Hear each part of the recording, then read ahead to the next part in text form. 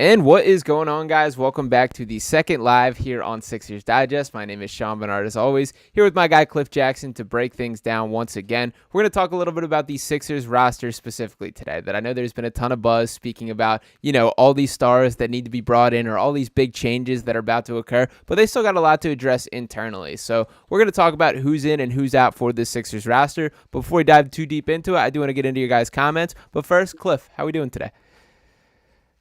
Doing good, doing good. A little bit stalling on the Sixers news front, Yeah, but NBA Finals, so just waiting for that to be over. yeah, But and then I figure everything will roll up. absolutely. And I appreciate you guys chiming in already. I see our guy Reggie Driver already saying, don't steal my answer, but Joel, Maxi, Oubre, RC4, Batum, Buddy, Lowry, Cam, and KJ. So a lot coming back in your mind. We got Garland Overbay chiming in saying Kelly, Batum, Buddy, and Payne coming back. The only four that you would be bring back. We need team chemistry. An interesting perspective there. That has been a topic that has been mirrored by Nick Nurse, by Joel Embiid about this need for continuity. And it's kind of tough to have continuity when you're flipping your entire roster. So a little bit interesting how that all is going to play out there. But also, though, I want to dive into a couple more here. Crimson and Indigo saying, I don't care who we bring back, but Tobias isn't the problem. If we're going to win, it's going to be because Tobias helped us get to the finals and win. Bring Tobias back. Well, we have a Tobias fan in the house. Appreciate your thoughts. Foster Black kind of chiming in, saying the same thing, saying Tobias was never the problem. His contract was. That is a fair perception there. So let's start into this. Cliff, what's your thoughts on that particular take there? I do kind of agree with the sentiment that it obviously was a financial issue with Tobias. But what are your thoughts on Toby? He has 0 points in Game 6. That is, I had 0 points. I don't. I mean, like before, like prior years, yeah, I do think it was more of like Tobias's contract is the issue, but this year it was really Tobias is just playing bad, yeah, and the contract is not helping. So yeah, that's my take on previous years. Yeah, it was absolutely the contract. I was even like a Tobias, I knew it was a contract. I was even like a even earlier in the this season, I was like, you're not who are you going to go out there and trade Tobias for that's going to actually make you better? And then of course after that he actively got worse. right. So that's where I'm at with it. So no, he can't be back at all. Nope. Yeah, I'm with you here. I do think the conversation shifted this year to most of the time with the Sixers. It was, Tobias is just not good enough for the contract. This year, it seemed to switch and Tobias was straight up bad. And to dive into what he brought to the table, still produced 17.2 points per game, 6.5 rebounds, shot 35.3% from three, 95.6% of his three-pointers being assisted, just 27.1% of his shots occurring from beyond the arc. So that a little bit of a pet peeve of myself there. So that's going to be the biggest fish in kind of this salary cap puzzle. I also like this comment by Foster Black III here saying between him and Simmons, Embiid has always had to deal with at least one bum soaking up 30 million on his teams. Absolutely spot on. To dive into, I want to begin and kind of take a look at the salary cap perspective here because at this point in time, the Sixers have a grand total of just one player under contract, that being Joel Embiid here. So you can see the active contract here, Joel being guaranteed for his 51 million. Beyond that, there's the Paul Reed on the $7.79 million guaranteed deal, Jeff Doughton on the club option for just under $2 million, as well as Ricky Council on the non-guaranteed contract there. So let's start with a little bit of this bottom of the barrel. The opening conversation that I would bring up with you, Cliff, let's start there right with B-Ball Paul, as the Sixers have a decision to make. Now that $7.7 million on the cap, the Sixers can straight up waive, get that off the books, and restart from fresh. They also, which I believe is currently the situation from Daryl's mind, he's certainly looking to trade that trade B-Ball Ball, and then a team can either keep him or waive him. So that could be a salary dump move for another team that could view positively. But the bottom line, to hit you straight with a question, do you want Paul Reed back on this roster next year? Yeah, it's weird because like Paul Reed played fine during the regular season. He had some bad moments even versus the Knicks, but like he didn't play terrible the entire playoff series. It was just like the moments where you really needed Joel, he just looked like you just noticed how bad it was without him. And I just don't think Paul Reed is like an actual backup five. I Yeah. think he is more of like a tweener four. Like you can get away with it in the regular season, but in a playoff series versus the Knicks, who are out rebounding you and beating you on all hustle plays, like you just needed somebody bigger out there, somebody who's a better rim protector. Um, I don't. I really the Paul Reed thing is I don't know just because of like I do want a new roster. I do understand that continuity matters. It's really iffy with me. He's one of those guys. I truly, whatever they do with him, I'll be fine as long as it's not giving him more money. That's basically where I'm at with him. Yeah, I think I've kind of gone back and forth. I think the right move, regardless, is you bring in another big man at least to challenge him, or at least to have a different version of big when Joel's not on the floor. The unfortunate reality is the shoes that Joel Embiid fits are so large when in context to this Sixers team on both ends of the floor that whoever it is not going to be able to fill that, and that's just the reality. That I know for a lot of NBA teams, backup centers tend to be a dime a dozen. That's not the case for these Sixers because Embiid is the most important player on both ends of the floor. You're not replacing Ivica Zubac or Mitchell Robinson. We're talking about the MVP of the league, so there's huge shoes to fill when that is the case. But I will say, with Paul specifically, and I want to get your thoughts on this, Cliff, I think my mind has shifted a little bit to I've always looked at the backup big man beyond Joel Embiid to be a defense-first guy, to control the paint, be a defensive-minded guy. I think the way the offense fell off a cliff this year, I'm kind of wondering if they need somebody with a little more offensive ability or pop. So when thinking about the ideal backup, where do you lean in that conversation? Yeah, so that's difficult for me as well because this is just me. I think Joel needs to take a step back from offense and really focus on defense. So we don't have moments like this where you take him out of the game and the offense looks terrible. Like you have nobody now to go through. The team looks like they have no idea how to run an offense without Joel on the court because of the gravity that he commands.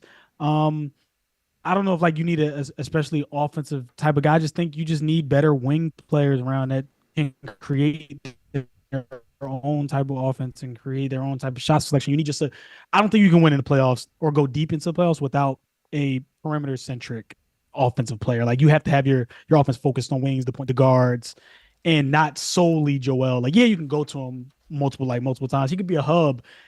He can be a hub for a majority of the game, but doing everything on offense, then having to do everything on defense, I don't think it's ever going to work out. And it's going to continue to drain him. He's going to always have these injuries because he's doing so much, like you said.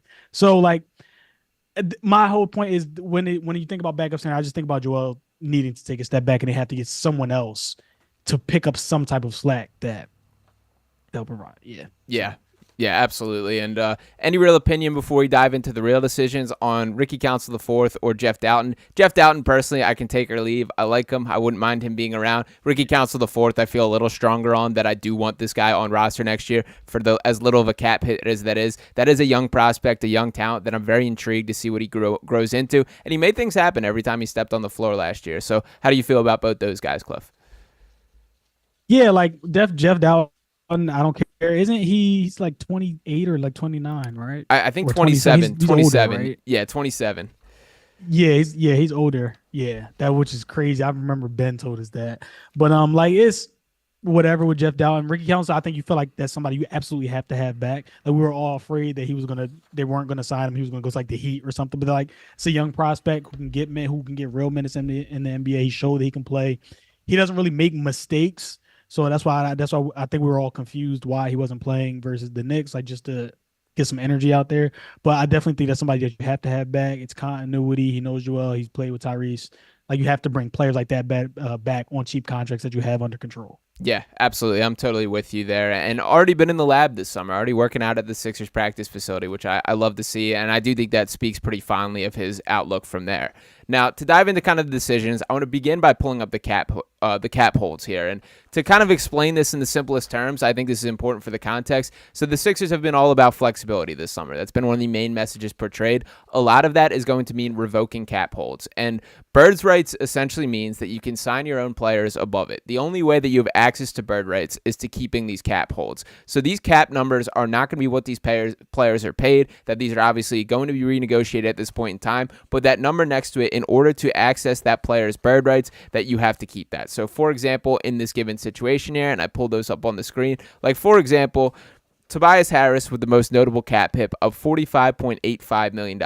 The Sixers obviously are not going to use that because that's way more than Tobias Harris is worth, and frankly, they shouldn't have any interest in keeping his bird rights. That by revoking that cap hold, that turns into cap space in which you can sign outward players. Now, an example of where the Sixers will use that is Tyrese Maxey right here. When you look at Tyrese Maxey's cap hold, that is $13.031 million. He's going to be making far more than that this summer, and obviously the max contract coming, and they're going to want to go in the bird rights. So in the order of operations for how they'll get a deal done, Maxey's going to end up being pretty much last this summer. I'm sure the deal's already agreed upon, but essentially the Sixers will accept that as a cap hold. That $13 million will count against the salary cap when negotiating these other players, and then they can give him the lucrative deal which he has certainly earned at the end of the offseason. So that's kind of the basis of it. I did want to bring kind of the context into the salary cap perspective into this. We know that like the other part that makes this conversation difficult is each of these role players kind of changes what the Sixers need depending on who that big fish is and who they land.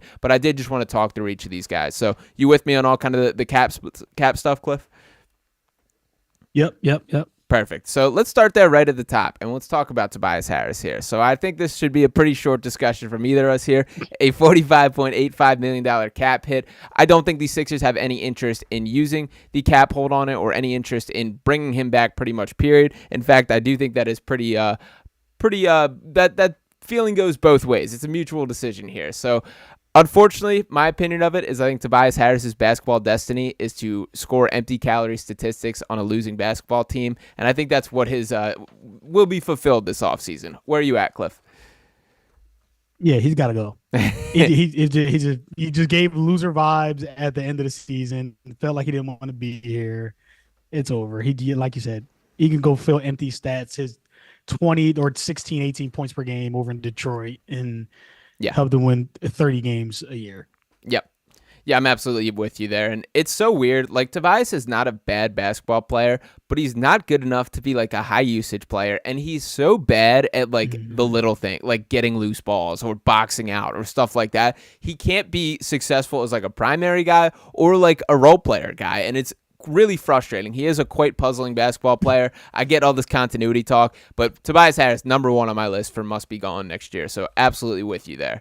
The next guy that I want to bring up, which I think is a little bit of a more difficult decision, Buddy Hield. So we know that Buddy Hield was traded for right at the trade deadline. To pull up his cap hit here, $28.9 million. That is something that I do think they will decline the cap hold, that if they do go back and re-sign him, I think it will be purely out of cap space, that I don't think this will be a bird's right situation. That $28 million just too much to risk, particularly eating into the potential Paul George numbers. And to dive into what Buddy brought to this team this year, not a ton in a Sixers uniform. 12.1 points per game, 3.2 rebounds, 2.8 assists, shot 38.6% from three, which is below his typical average, both for his career and just in general. He shoots 43.6% on corner threes, 91.8% of his threes are assisted, and 68.8% of his shots that he takes do come from beyond the three-point line. Cliff, where are you at on your I guess, optimism or desire for Buddy Hield to be wearing a Sixers jersey next year? Yeah, I think the idea of Buddy Hield is greater than what he actually is at this point. It's concerning. Like, I would have been fine with like having him back, but it's concerning that it looked like Nick Nurse or the Sixers, they just didn't know exactly how to use him, and until he caught that heater in Game 6, like it was still like crazy shots. He probably go on a heater like that maybe once every 2 months, but like other than that, it felt like they just didn't know how to use him. He was particularly good on defense. Like he wasn't terrible when he was in, but it's like if he's not hitting open shots, he's pretty much useless out there. He doesn't do anything else, which is crazy because when he first got here, he was a shot creator, he was playmaking, and I thought they were going to use him more like that as like an off ball next to Tyrese Maxey, as more of a playmaker, just so they could spread the defense out and have different eyes on everybody other than Joel and Tyrese Maxey. But it just looked like they just didn't know exactly what to do with him. He seemed out of place. He looks like he shoots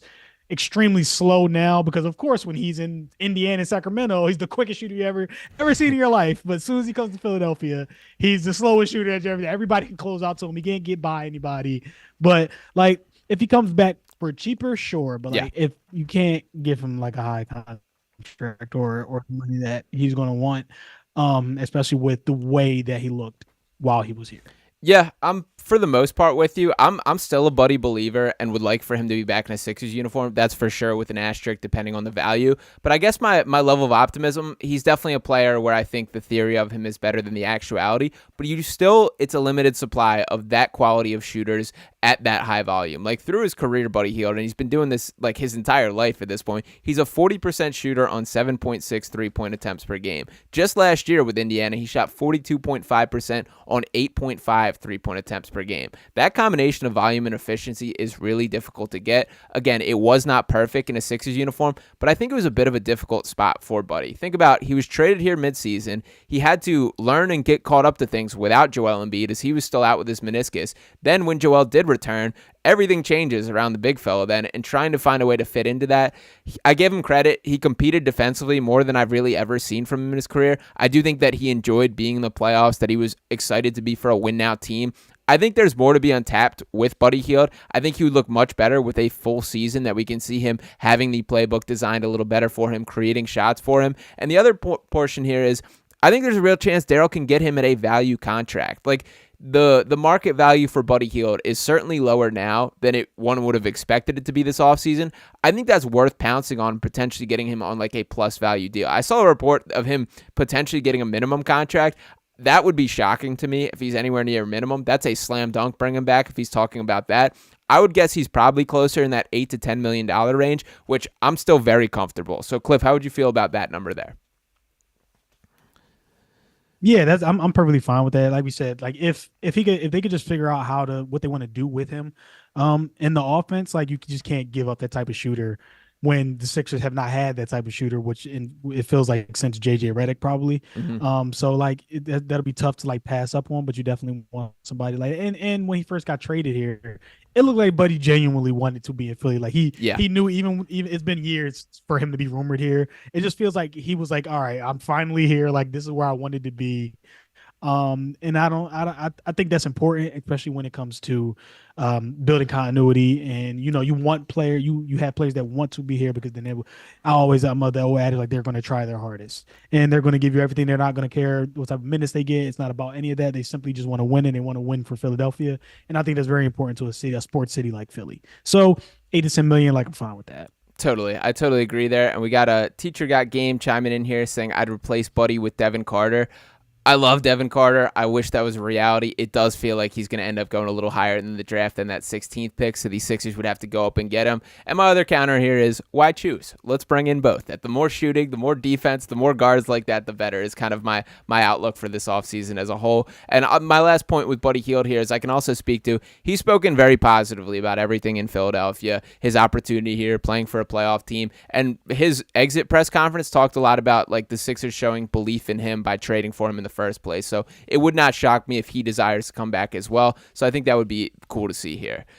To shift gears to the next one, another little bit of an interesting one, that's Nico Batum. So to dive into the cap hold here, $17.56 million. That's another situation which I don't see the Sixers using the bird rights here. This is another situation which I think they probably decline that, allow him to officially hit a free agent, and then try and negotiate him straight up in cap space. He's not a guy who shines particularly in the stat sheet. To bring up what he averaged this year, 5.3 points per game, 4.1 rebounds, 2.1 assists, shot 39.5% from three, 72.3% of his shots occurred from beyond the three-point arc, and every single made three-pointer was assisted, which I did think was a little bit funny there.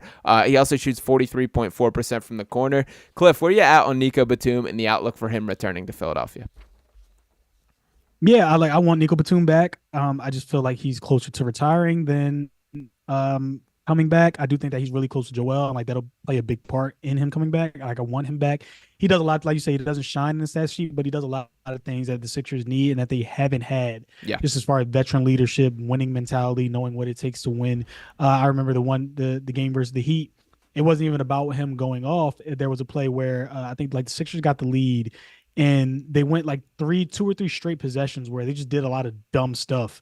Like they were just moving entirely too fast. And then like Nico Batum got a rebound and he held the ball. Maxey tried to come get it. He held the ball and told everybody to just calm down. Yeah. And then it's just like little things like that is what you need to win, just so you can reel everybody in, especially with a player like Maxey, who's always go, go, go. And then you have Joel, who sometimes may not shine in those mental moments, where you have somebody like that who can calm the entire team down. And they're also a plus on offense as far as being able to space the floor, unlike PJ Tucker was. So, and he was good on defense, the huge block on Tyler Herro at the end of that game as well. Yeah. So like he brings a lot of things, like he makes a lot of big plays and big moments. Like you said, doesn't shine on stat sheet, but he's definitely somebody that the Sixers definitely need. I do want him back. Hopefully he does not retire. Yeah. So that's where I'm at. Yeah. And luckily, if he does, if if they don't get him back, I know that he's retiring. So I'm not worried about him going to another team, and I'm fine with that. So Yeah, I do think that's the reality here, that he either retires or he's back with the Sixers. I certainly would prefer him back in Philadelphia next year. The retirement rumors kind of circle back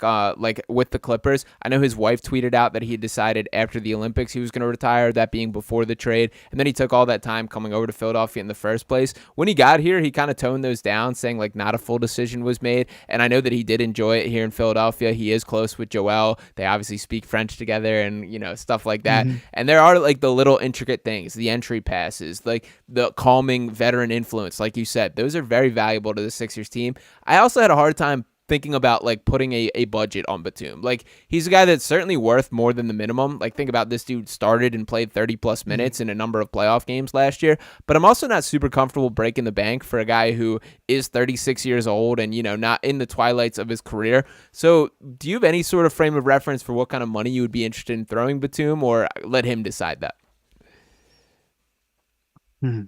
That's tough. Yeah. It's tough. Like he brings so much. And they were like, if you really think back to that Knicks series or really any game, there was never a time where I was like, bro, take Batum out. Yeah. Like he doesn't give off those type of vibes. Like he's going to give you something that you can rely on. But like you said, 39 years old, you can't really give him big money. So I do think like you just let him decide that. You work out the numbers there. But it goes back to, if a player wants to be in Philadelphia, they're going to look over. They're going to see Joel Embiid. They're going to see Tyrese Maxey. They're going to see whoever the Sixers bring in. Oh my God, there's a gnat in front of me. But they're going to look at whoever bring in, and they're going to understand like, hey, I can't command this type of money.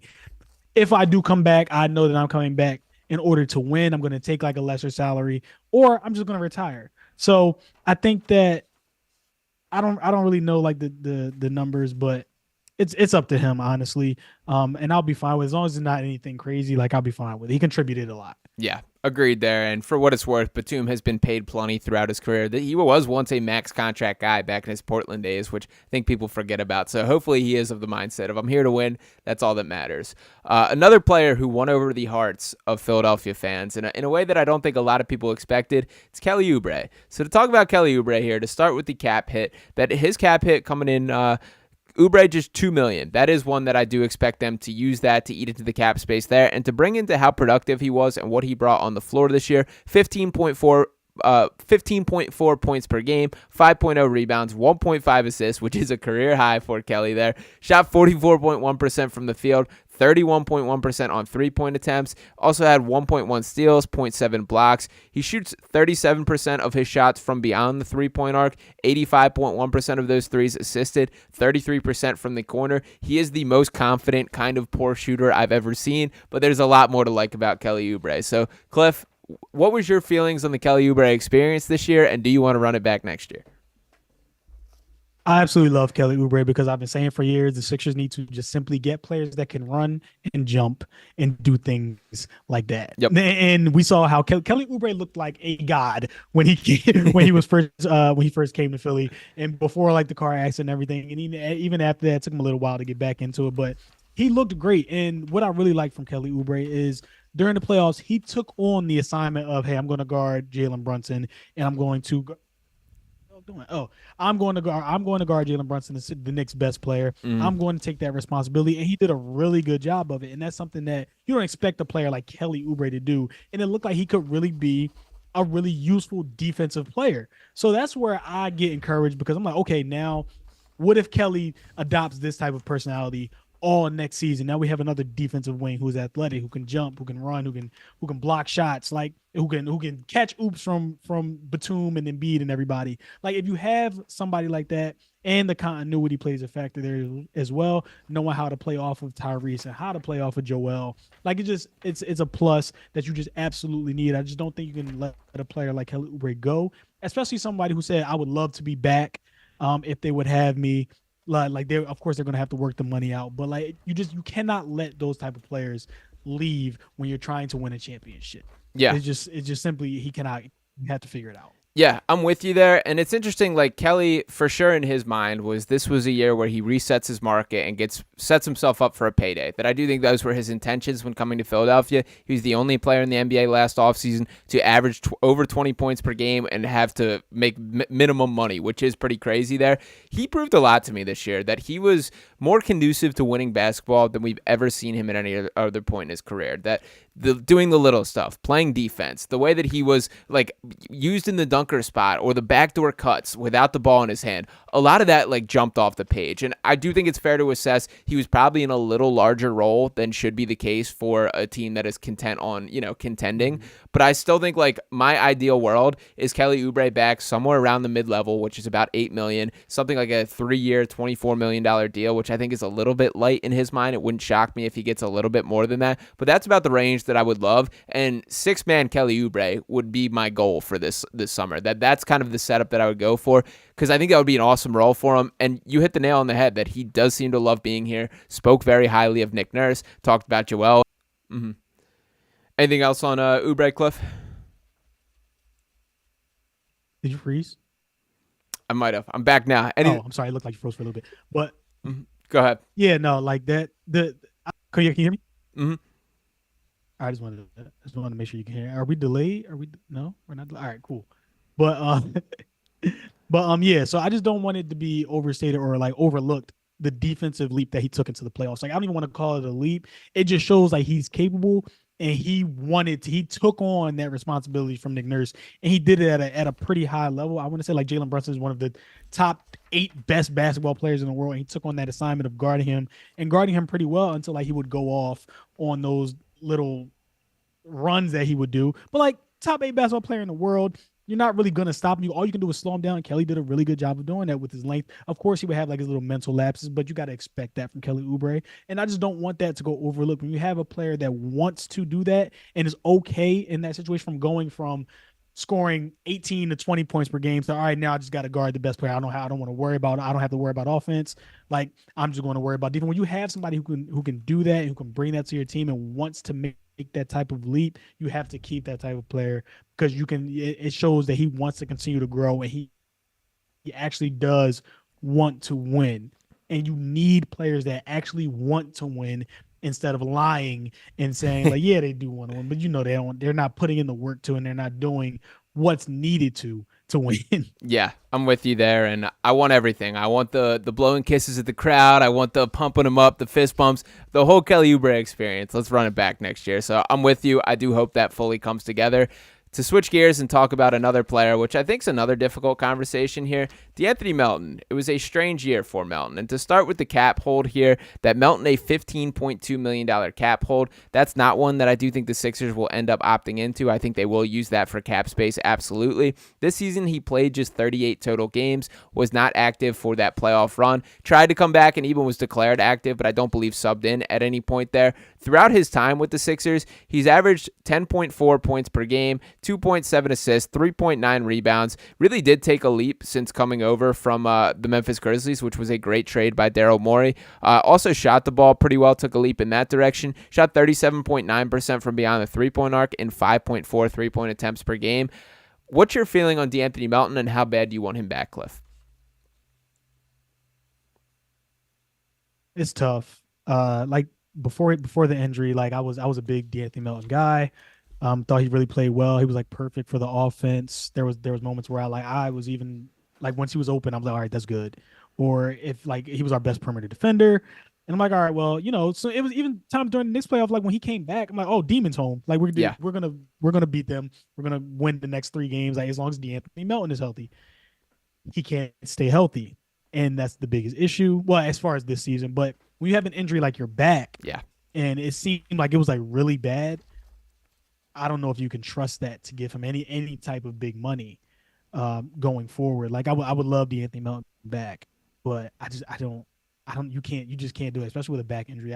You can't do it. Yeah. And I love DeAnthony Melton. I'm in the same boat as you. Back injuries scare me, man. And for what it's worth, like he's been dealing with back injuries since originally playing with the Grizzlies. Like there were reports during his rookie year of him battling issues with his back, and we really saw it shut him down this year. And I know he spoke pretty obviously or pretty optimistically about how he's figured out some ways to manage it, that he's not worried about moving forward. But from a skill set standpoint, I would absolutely want him back on this team, but I just don't have the belief in giving him a notable pay raise, which I think he's earned, and I do think a team will pay him. I saw it floating out there in like a 4-year, $60 million range, which to be honest, I think is somewhat fair for him, but that's above what I think the Sixers should be willing to spend. I think those assets could be used elsewhere. So unfortunately, I do think this is the end of the road for the DeAnthony Melton experience in Philadelphia. He will be a guy that I will have no sour feelings for and will be rooting for elsewhere. But do you thinking the same outcome there, Cliff?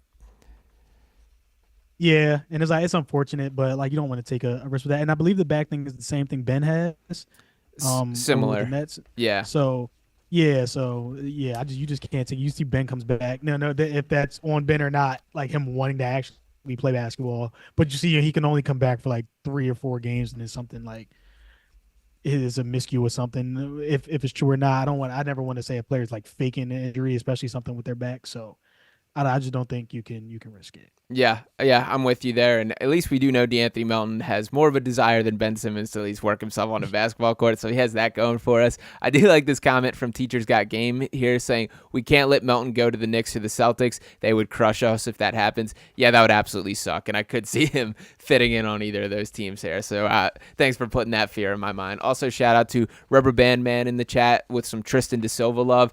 I think he has officially become my number one like realistic target for the Sixers team. I will be doing a full draft breakdown tomorrow on Pick Swap Media, so make sure to stay tuned from that from a Sixers specific angle. But we'll keep it flowing and talking about this current Sixers team. Another interesting conversation piece is Robert Covington here, Cliff.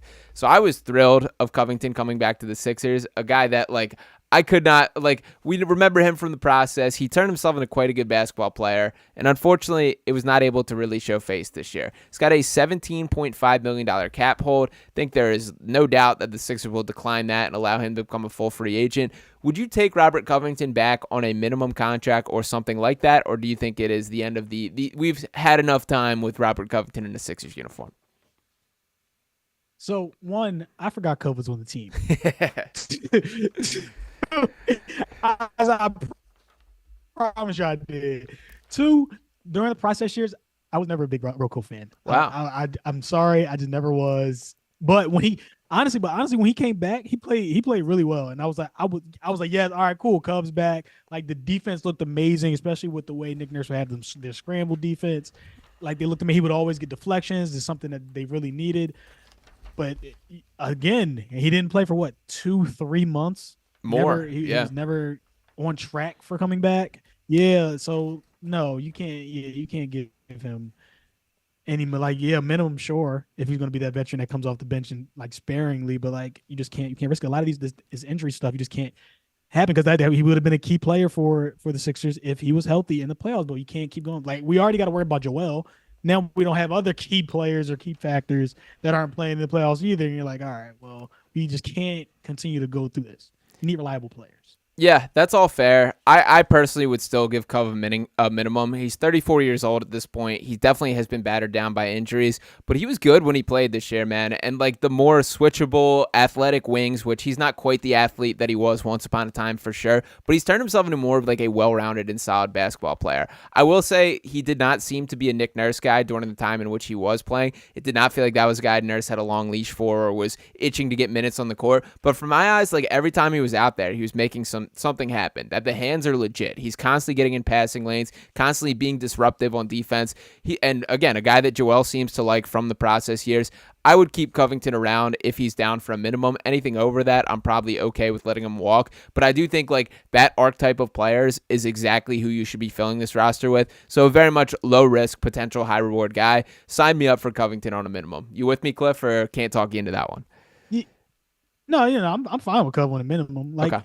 We had, I think we're so, it's like we just don't ever have athletic basketball players. So when we finally have them, it just shows what this team could actually look like if you get athletic basketball players, Yeah. even if they're older. On the older side, Cubs looked amazing around MVP Joel Embiid and the whole new Nick Nurse Sixers defense. When you have athletic basketball players, the team looks so much more difficult.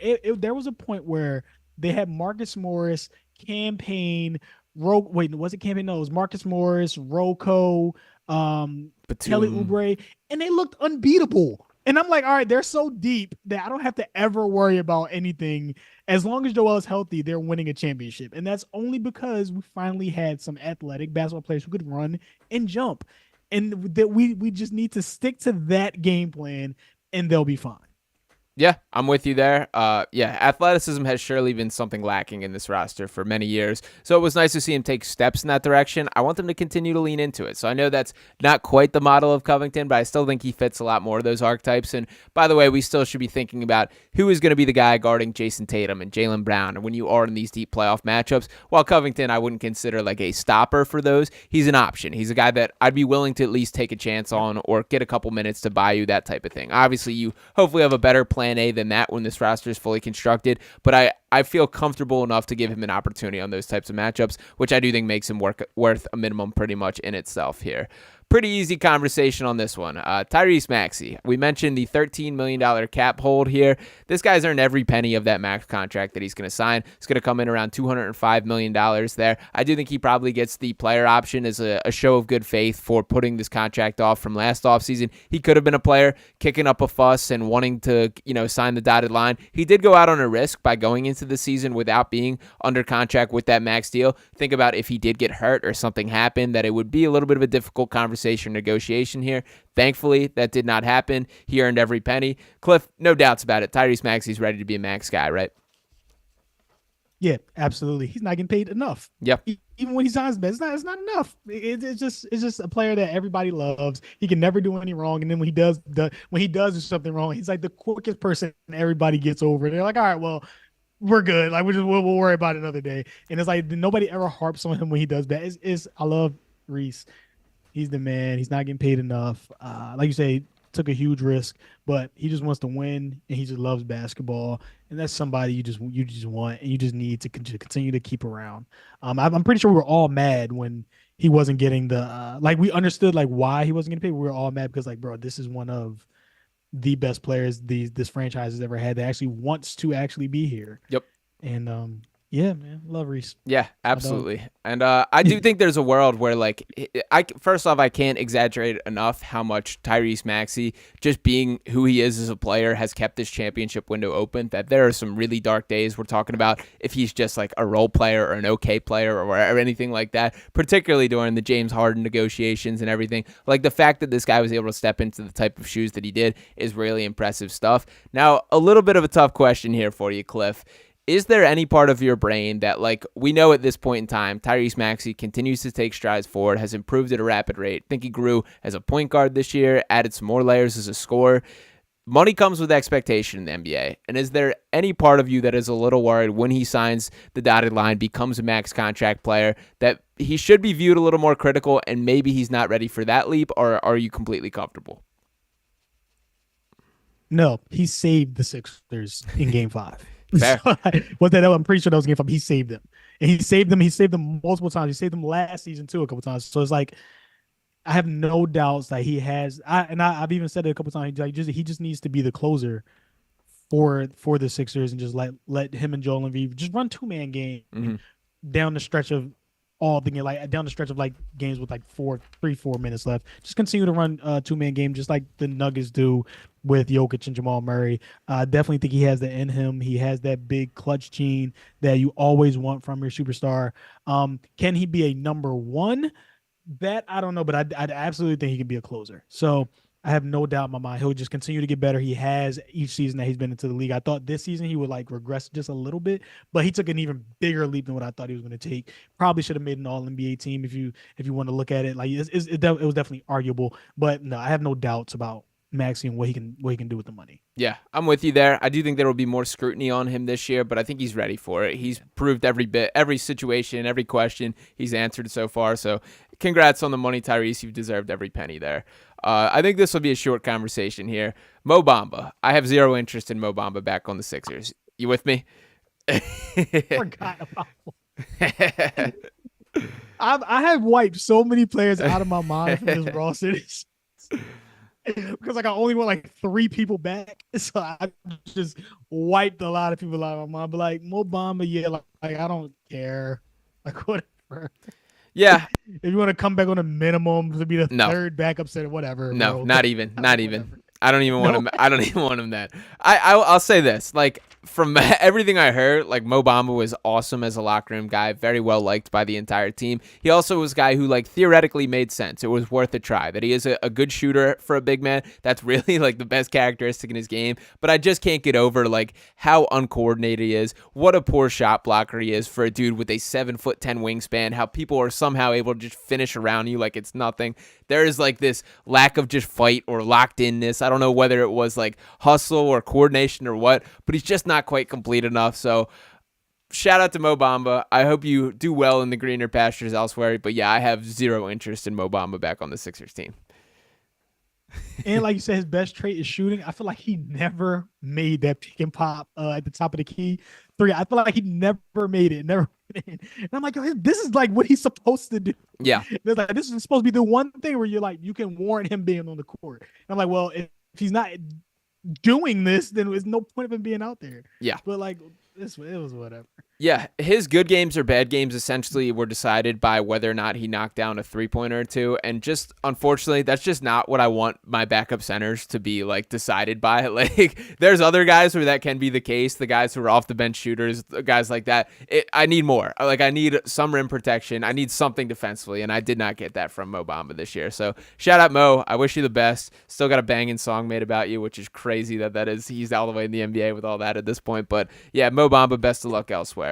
I'm going to combine 2 here that I think this is an interesting conversation.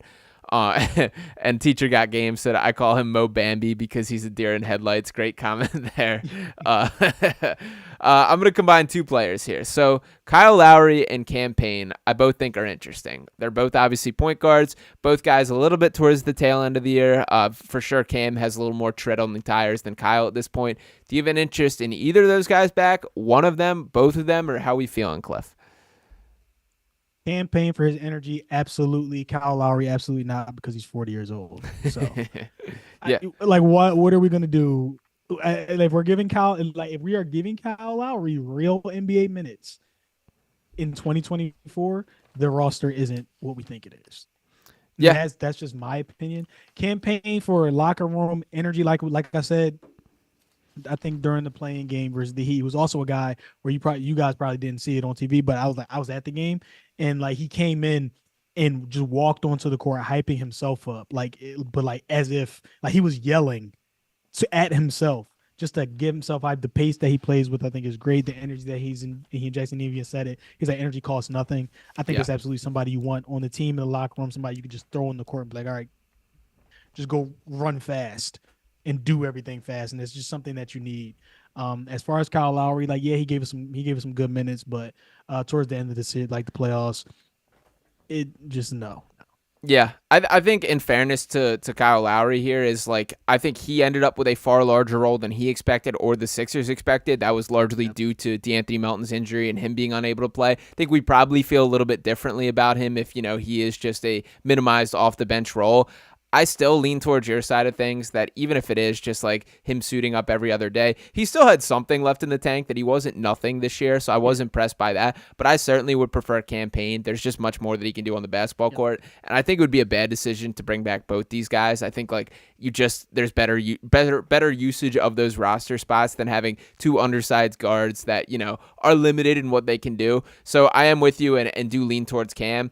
I hope Kyle Lowry just retires. Like I don't want this to be a dragging on and playing out where you have nothing left. So I hope he either transitions in the coaching angle. I think his playing days should be over. Is kind of my opinion on Kyle there.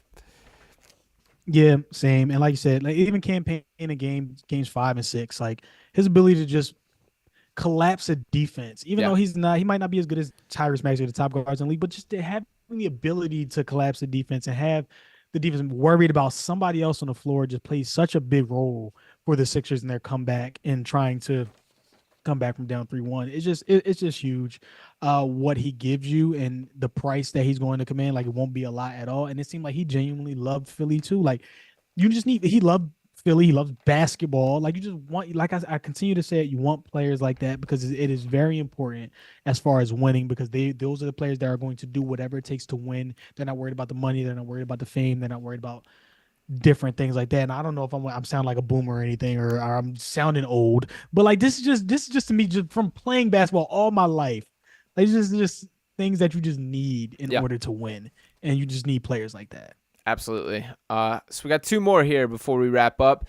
Number one, Terquavion Smith, a guy who's on a two-way contract. I'm a Turk Smith believer. I love him. I've loved his game since college. He is officially a restricted free agent, so these Sixers will have a chance to match any offer that comes his way. I want Turk back. I wouldn't say regardless of the cost, but even if it's a little above a minimum or something like that, I think his talent's worth it. That I'm a Terquavion Smith believer. I will continue to buy as much stock as you can give me. Where you at on Turk, Cliff? Yeah, absolutely. He's a shot chucker. Yep. Something that you absolutely need. He's fun to watch. Give him about 10, 15 more pounds. I'm all for it. Yeah. But like Turk he's exciting as player. He's athletic. He seems to willingly wanted to play defense. Like you need players like Turk. You need players like Ricky Council. I'm all for it. It's not going to cost you. It's not, his contract won't mean anything if you sign, even if it's a little bit over a minimum. It won't mean anything. So like, just go out there, keep him. Like you said, not at any number, but like that's players that you need. Yeah.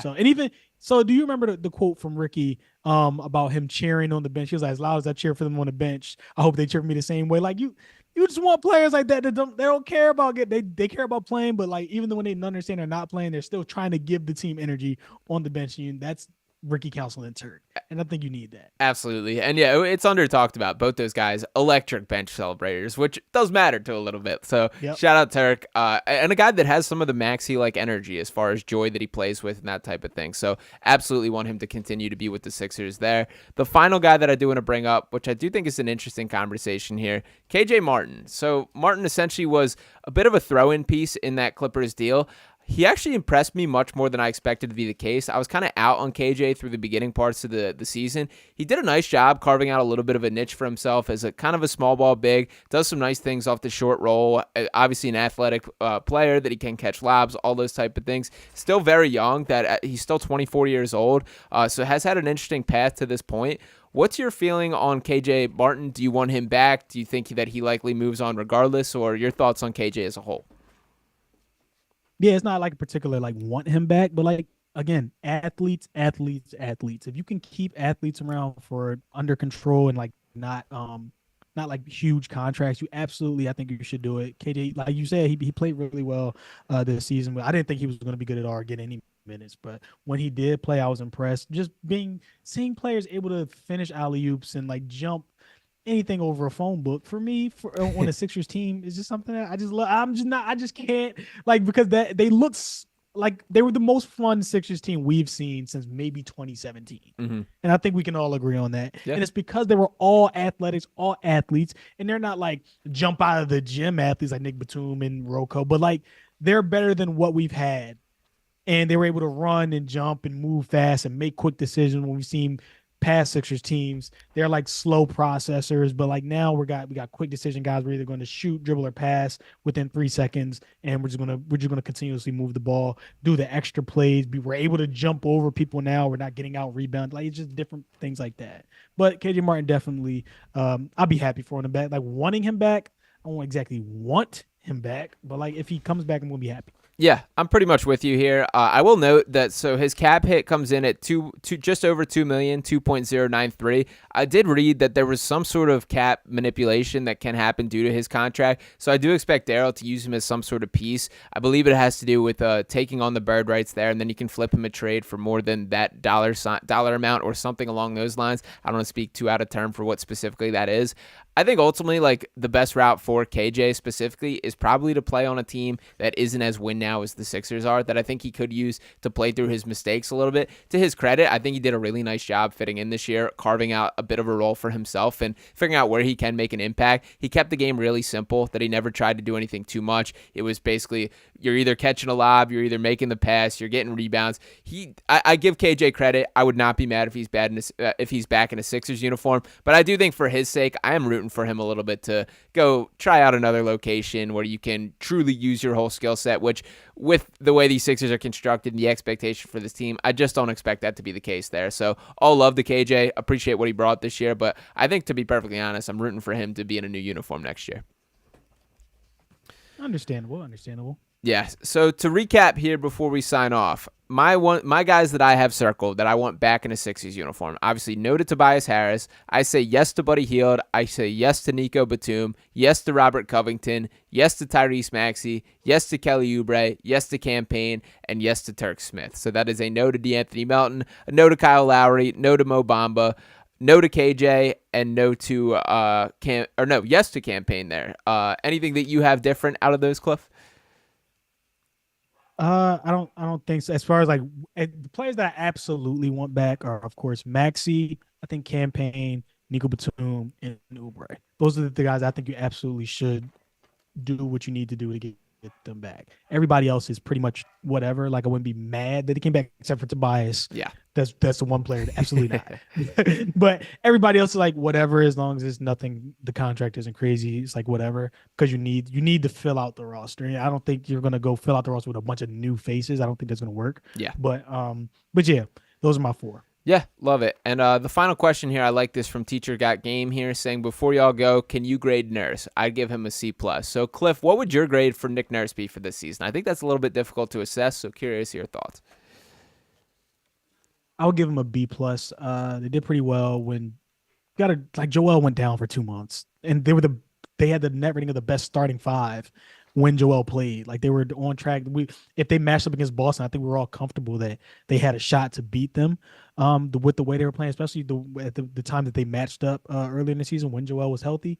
I give him like a B+. Like, the rotations in the playoffs concerned me a little bit versus the Knicks. Like, he was unwilling to play anybody else until game 5 and 6. That was a little bit Doc Rivers to me, but hopefully he's learned, he's figured out. I think he's not as stubborn of a coach, but like, I give him a B+. I'll go C-, to be perfectly honest. I was higher on Nurse going in than I expected. He definitely had his challenges, obviously the Joel injury, that kind of thing. I was pretty underwhelmed by the playoffs, the rotation. I don't think he had like this bag of creativity that I was hoping for. Felt like he kind of played the hits and roll with the same guys. And even stuff like, I disagreed with the decision to play Joel the entire second half. I just don't think he's a guy that is capable of doing that. There's a lot of, it's all nitpicky stuff. It's not a lot of like big picture stuff that I have an issue with. And there was good that he certainly brought on. You have to give him credit for some of the leap that Tyrese made. There's other players that certainly play. Kelly Oubre getting the most out of him. There's things that Nurse did well, but I think overall, and part of this was how high I was on him going in, I was a bit underwhelmed this year. So hopefully next year, that when they get a true roster that is optimized around Nurse and he has kind of a voice for building that. But you're surprised I have it as low as I do, Cliff?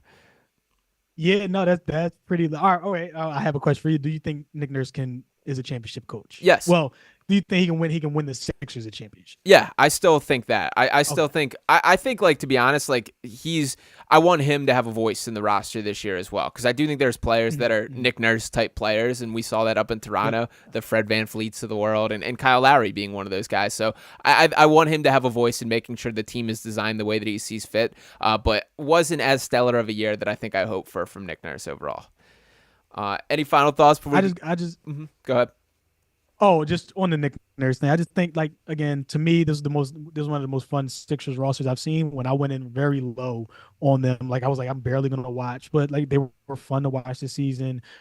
They still were when healthy, they were a top 2 team in the Eastern, top 3 team in the Eastern Conference. I think we all had said if they were healthy, they would have made the Eastern Conference Finals this season. That's where I'm at on like the defensive scrambling, the switching, the out of bounds plays, the end of game plays to win games. Like, I loved all of that from Nick Nurse. Just the rotations just threw me off in the playoffs because I thought it would be different. But when you go from Doc Rivers to Nick Nurse, it was like night and day for me for the regular season. So I was cool with that. Like he played the weird lineups like in the regular season that we all were hoping for. Like he gave guys a chance. So that's why I was at a B plus. But yeah, that's where I'm at with Nurse. Yeah, and certainly schematically some things that were much better than Doc for sure. So it's still an upgrade, no doubt. I'm still, and my other last point here is like shout out to Reggie Driver for chiming in. Yeah, you absolutely had to bench Tobias Harris at some point, particularly in that playoff run. Like that was unacceptable in my mind. I don't care if it comes from ownership. At some point, Nurse has to wear that. I was just about to say, I feel like that was an ownership decision. Yeah, but we've done that for years. Like this dude was about to be a free agent. Nobody cares about feelings at that point. At that, my mind is I don't care if that's being told. Nick Nurse, like you got to have the stones to do what's best for the team there, and he didn't. So that's kind of my overall sentiment there. Yeah. But we're not going to get too caught in the Nick Nurse weeds today. Appreciate all you guys for chiming out, hanging out in the chat with us throughout. Appreciate you guys for keeping it active. Me and Cliff are going to keep it going throughout the offseason. We'll maybe some draft content coming up, talk about some targets or something like that. And then we'll have some actual news where, the Sixers will have an idea for what they're doing, which will make this much more fun here. So if you haven't already, make sure you are subscribing to Sixers Digest. Dropping any other thoughts, and we'll have more videos coming out throughout the week. Drop a like on this stream here. We'll be back with it throughout. So appreciate you guys once again, and